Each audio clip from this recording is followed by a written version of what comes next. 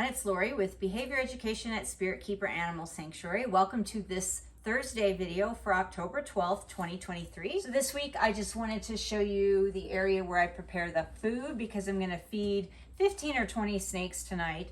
And I always do a target training session with each one when I feed them. Sometimes it's just a simple session where I target them a few inches or have them do a super simple behavior and then feed them.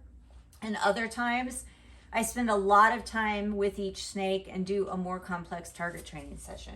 But here is the freezer where I keep the feeders, and if needed, I can weigh them. I have a scale right next to the freezer where if I need to weigh the feeders, I can. But I get my feeders from either Lane Labs or Perfect Prey. So Lane Labs or perfectprey.com. I've done previous videos showing the rodent or the feeder deliveries because I do also feed chicks and quail, and unboxing of the feeders. And I did another video where I compared the weight of, say, a jumbo mouse from Lane Labs to one from Perfect Prey. And so I will put a link to those videos in the description of this video if you want to check those out. So let me bring you over here and I'll show you what the inside of the freezer looks like. Okay, so here is the freezer. So most of the feeders I have in here right now are from Lane Labs, and it's a combination of rats, chicks, quail, and mice. I do also have some Reptilinks in here, and typically, well, here's some quail. I organize the freezer when the feeders first get here, but then by the time it's, you know, several weeks into the batch, they're usually all over, and I have to dig through the bag and look at them to see exactly what they say. So it becomes disorganized the longer the feeders are in here. This is the scale, and then this is what the area looks like where I prep the food, and then we start getting into enclosures. I will show you how I thaw the feeders. I thaw the feeders in warm water, and I usually cover them to keep dogs or other snakes out of them, because I've had dogs get in here and steal the feeders and eat an entire bowl of quail or rodents. And I have also had my snakes that free roam get in here and eat the rodents. So I either put a lid on the bowl, or in this case, I just have a piece of plexiglass that I'm putting over the bowl while those thaw. This is what I keep most of my training targets in. If it looks like a rifle case to you, it is a rifle case. Why do I keep my training targets in here? Because the snakes used to find the targets and they would coil the targets and sit there and stare at the targets, or they would lay on the targets. Whether I had them laying on a table or a counter or a bookshelf, or whether I had them in a bucket, they would find them. TC and Ronan were the first two to do that, but then I subsequently had other snakes do that. So now I keep them in this container where the snakes can't see them. They are washed between every single feeding. They're likely not smelling anything on them. They're likely just visually seeing them, and they know that's their target and they go to it. So I use a lot of blue targets because pythons and boas and most of the snakes that we're going to have as pets see blue. And I have affixed these targets to the target sticks in different ways. I've used zip ties. The pythons and boas and most snakes, again, that we're going to keep as family pets also can see green. They have dichromatic vision, so they see wavelengths or can perceive color wavelengths in the blue and green color spectrum. So they cannot see red or orange. They cannot see purple.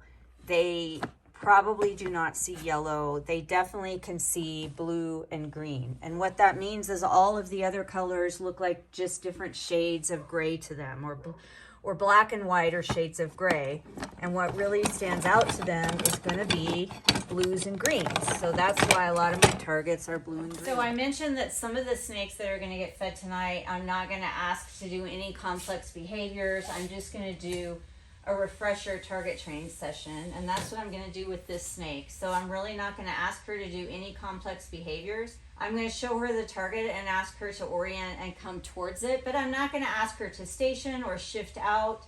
I just want her to acknowledge the target, which she did a little bit too exuberantly. I do want her to be calm as we have this interaction. So she understands that she's to look at the target and it means food, but she struck out wildly a couple of times. So I just wait. I want to wait several seconds until she's not striking out wildly. She's orienting to the target very well. So the key now is to have her wait 3 seconds or more without striking at the target while she's looking at it, and then deliver the reinforcement. You don't want to deliver the reinforcement right after she strikes at the target. So generally, an animal is going to associate a reinforcer or a punisher. They're going to associate the consequence of a behavior within the first 1 to 3 seconds after they've done a behavior. So if she strikes at the target, but then I wait 10 seconds to deliver the reinforcement, she's going to remember that for the past few seconds, she was staring at the target intently. Not that she struck at it 10 seconds ago. But if she strikes at the target and I deliver the reinforcement immediately after she strikes at the target, like a second later, she's going to associate the reinforcer with the strike. And she's going to think, oh, I struck and I got reinforced.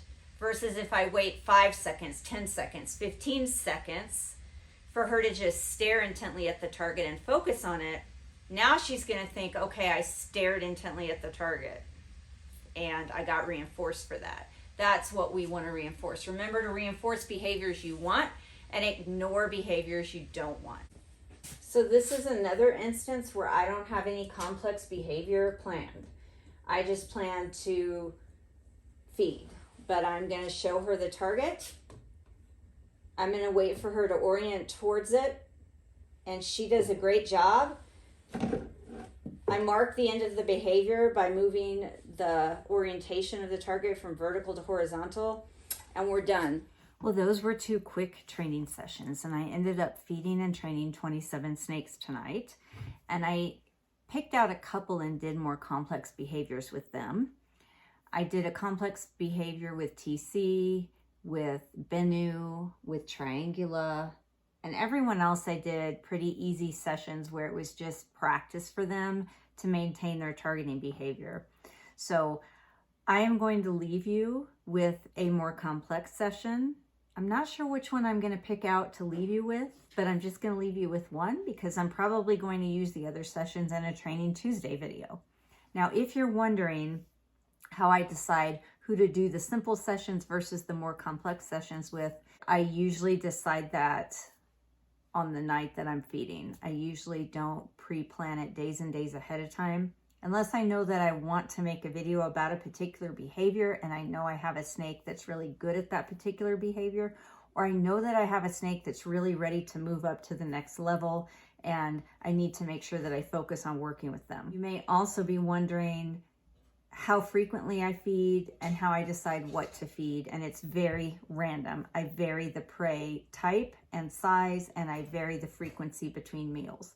So my snakes here eat quail, chicks, rats, mice, gerbils, reptilynx, occasionally fish, and I don't think that I've tried anything else, but I try to vary the prey. I do behavior-based feeding, so I feed each snake individually. I don't feed on any kind of schedule. If you want to know more about behavior-based feeding, I have 2 videos about that. Enjoy this session you're about to see. And until next time, everybody, please remember to always be kind and love your animals. I decided I would leave you with Triangula's training session. She's a Morelia Bredli. She's 5 years old. She's half of a set of twins. I'm asking her to target up and out of her enclosure and across a stool that she has never been exposed to before. It's possible she's seen it because it's in my office and her enclosure is in my office, but she has never touched it, smelled it, or targeted onto it before. I'm only asking her to come up and out of her enclosure, target across the stool, and then pause and wait for the delivery of reinforcement. You can tell that she understands when I change the orientation of the target, the reinforcer is about to come, because she stopped moving forward and she started to recoil her body and get ready to strike. Now I move the stool out of the way, and I take this as an opportunity to practice some touch training. I want to make sure her tail doesn't get caught in the door when I close it. So she's getting used to me touching her tail. I move her body off the door so that I can rest it on her ledge. And I want to make sure that she doesn't fall off her ledge. She's very used to being touched. She is very resilient about things going on when she's eating, so this was no problem.